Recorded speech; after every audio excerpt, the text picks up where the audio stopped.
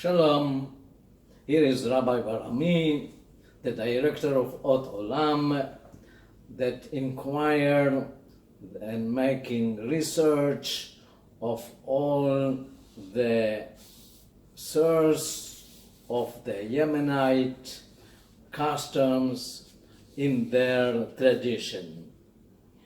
When one Jew, Yemenite Jew, meet another Jew, he is asking about non-Jew if he is from Bnei Bargah.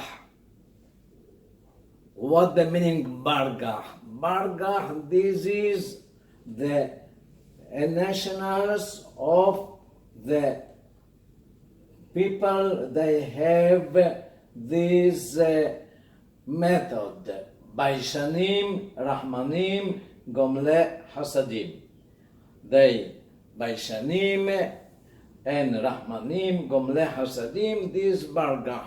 That's the sign to show that he is a Jew. And when he asks somebody, if you are from Bargah, and he didn't answer, the meaning of this, that he is non-Jew. That's how they check each other to know about that. I have to tell you, in Yemen they have special one book, the center of all the books that they have. This is the Bible. They didn't call it Bible, not Tanakh. They called it Arba'a ve'esrim, 24. What they mean 24? The book that has 24 books. If somebody had argument and he said, I want to show you, please bring the Arba'a ve'esrim, bring the 24 and I'll show you. And he opened the Bible and showed him exactly where it's written, because they know the Bible by heart.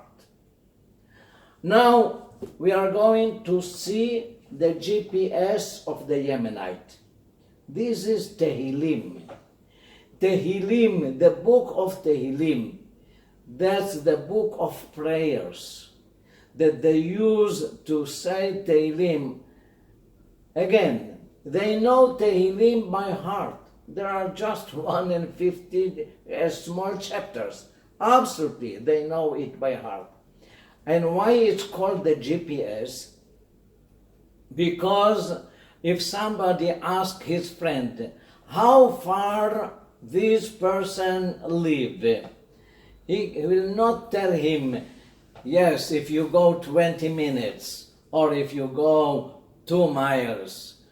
He will tell him, read Tehillim from chapter A, chapter Aleph to chapter 20, or from chapter Aleph to chapter 100, and he knows how far is it. If it's long distance, he will tell him, you have to read the Tehillim 3 times. The meaning of this 3 times, you have to walk 6 hours, because generally to say Tehillim is 2 hours. If you have to read the entire Tehillim 3 times, the meaning of this, that this place that you are looking for, it's 6 hours from here. During the way, you will say Tehillim. Like I mentioned before, the Bible was the main book, and they know it by heart.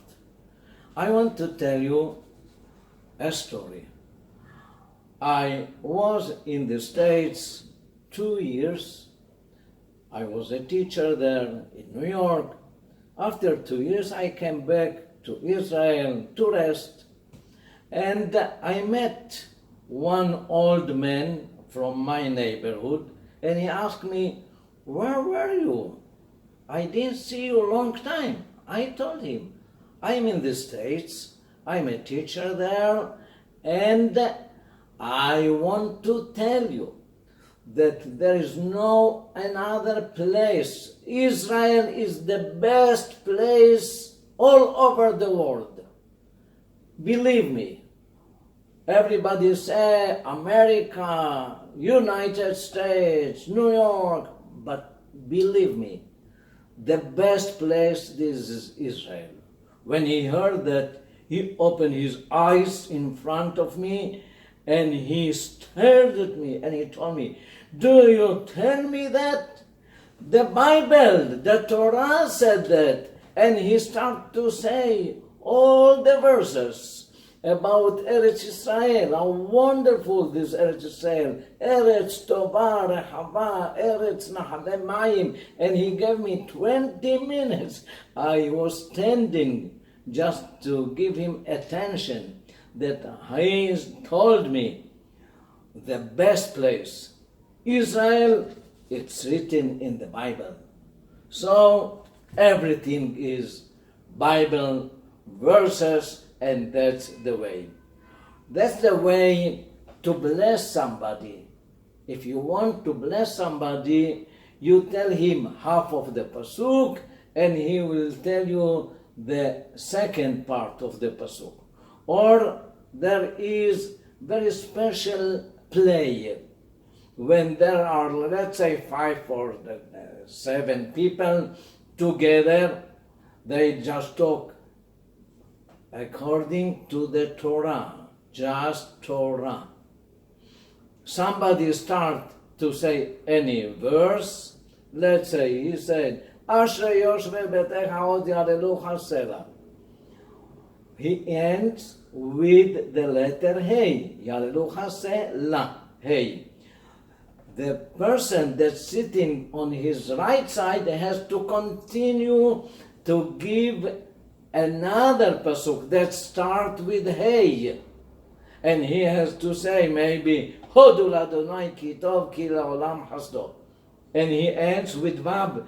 The second, another person has to say pasuk that starts with Vav. He doesn't know what he will finish, but he has not delay to continue and to run. And according to this, they see how many people fall if he doesn't know any pasuk that he has to say, and they say, yeah, you are the king, okay? They declare about the person that succeed to say all these places, all these verses according to the Torah. Special custom that the Yemenite, the Jewish Yemenite people they always mention the name of the father, never mention the name of the mother. Even they say Misheberach for sick, they say they mention the name of the father. Why? Because this is exactly the system in the Torah. If you look the spies, if you look the people, the presidents, all the names in the Torah, they are just the name of the person and his or her father. They don't mention because the Torah, this is the system, and they continue with this. They were very strictly to pronounce every word correctly. They are so stubborn to express and to say the words correctly. I can tell you one story from my friend. My friend gave a lecture. It was many people there and many Yemenite people. And one old man, Yemenite one, came to my friend and he told him, you know, you did 4 mistakes when you said your speech. He said, what the mistakes? He said, you said Daniel instead of Daniel. That's a mistake. There is no Daniel, there is Daniel. Oh, he said, sorry that I said, absolutely, Daniel, you're right. So what are the other mistakes? No, you repeat this word. And he said, you repeat again and again and again the same. You said Daniel, it's not Daniel, it's Daniel. And many, many words, the Yemenite, they strictly observe and they keep the words. Let's say, many people, they say, Eben Shetia in the temple. There is no Eben Shetia. Shetia is drinking. Eben Shetaya. Shetaya is established. Established from this stone, established the word. No Shetia. Shetaya. So they, every time, they, let's say, there's no say, they don't say Rabbi, they say Ribbi. And in their books, they have just Ribbi, not Rabbi. And many other things, they strictly keep the holy words and the tradition in their congregation, in their family, especially transfer it to their children and continue the tradition to be strictly to keep the Bible, the language of the Bible, the language of Torah, because Torah, this is their life.